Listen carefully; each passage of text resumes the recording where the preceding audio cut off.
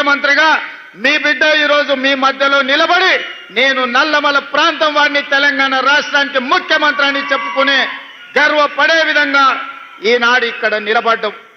ఈరోజు నా బాధ్యత పెరిగింది. వంశీకృష్ణ గారు కొన్ని అంశాలను ప్రస్తావించను.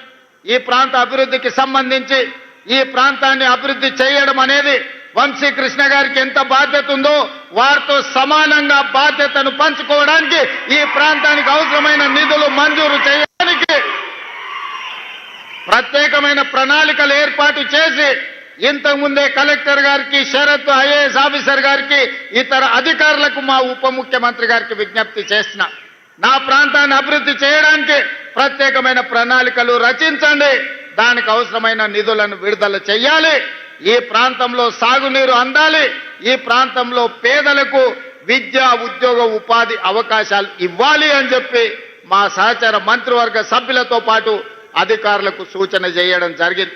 మిత్రులారా, ఇవాళ ఈరోజు ఏర్పాటు చేసుకున్న కార్యక్రమం 29 మంది గిరిజన కుటుంబాలు 45 ఎకరాలలో ఆనాడు ఈ భూముల్లో వాళ్ళు దున్నుకుంటే ఈ పోడు భూములు పోరు భూములుగా మారినాయి.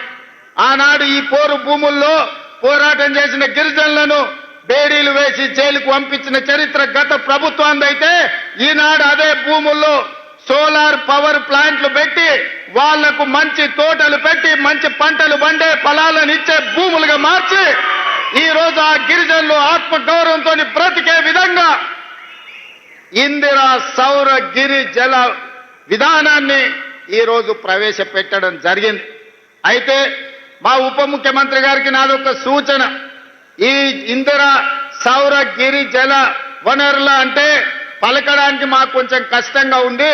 ఇందిరా సోలార్ గిరి జల విధానం అనే కింద మార్చండి, సౌర అనే బదులు కంటే సోలార్ అని పెడితే మా వాళ్ళకి అల్కగా అర్థమవుతుంది, మేము అల్కగా మాట్లాడడానికి ఉంటుందని వారికి నేను విజ్ఞప్తి చేస్తున్నా.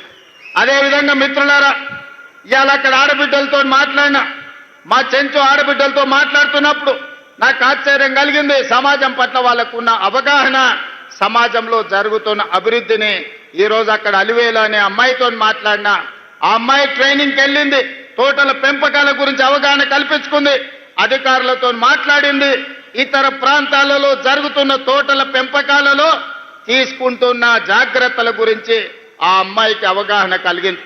అందుకే ఈరోజు నేను కలెక్టర్ గారికి ఆదేశాలు ఇచ్చిన, ఎవరైతే ఈ గిరిజన ప్రాంతాలలో ఉన్న ఆడబిడ్డలు ఈ తోటల పెంపకంలో కానీ సోలారు విద్యుత్తు మోటార్లు పెట్టుకోవడంలో కానీ అదేవిధంగా వాళ్ళ ఇంటికి సోలారు విద్యుత్తు పెట్టుకోవడానికి అవసరమైన ప్రణాళికలు అవగాహన కల్పించడానికి వాళ్ళకు అవకాశం ఇచ్చండి, వాళ్ళను అచ్చంపేట నలుమూలల తిప్పండి అని చెప్పి నేను కలెక్టర్ గారికి ఆదేశాలు ఇచ్చిన.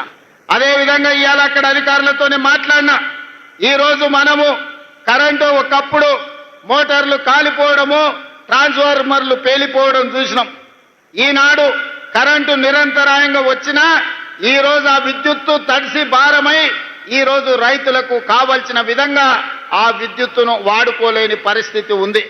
అందుకే ఈరోజు ఈ అచ్చంపేట ప్రాంతంలో మా వంశీకృష్ణ గారి విజ్ఞప్తి మేరకు ఎన్ని మోటార్లు ఉన్నాయో మొత్తం నియోజకవర్గంలో అందరి రైతులకు ఉచితంగా సోలార్ విద్యుత్తు పంపు సెట్లు ఇచ్చి ఈ వేదిక మీద నుంచి తెలంగాణ ప్రజలందరికీ నేను ఒక విజ్ఞప్తి చేయదలుచుకున్నా.